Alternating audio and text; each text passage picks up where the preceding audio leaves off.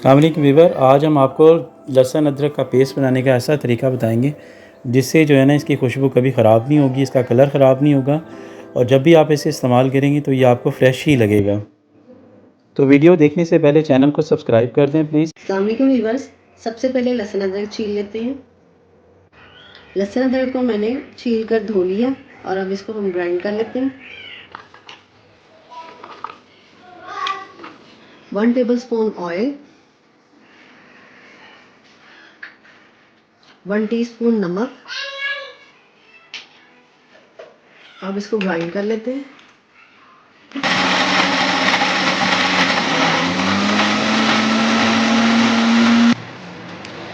Grind होने के बाद इसकी कंडीशन देख लें। ये इस तरह ऑयल डालने से इसको हम ज़्यादा देर तक सेव कर सकते हैं। इसका कलर चेंज नहीं होगा ना लहसुन का।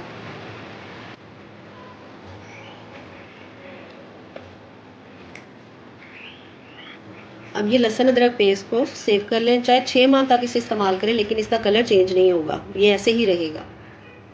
तो इस तरह वीवर्स लहसुन अदरक का पेस्ट रेडी है। अगर आपको हमारी वीडियो अच्छी लगी तो काइंडली चैनल को सब्सक्राइब, वीडियो को लाइक और शेयर ज़रूर कीजिएगा। अल्लाह हाफिज़।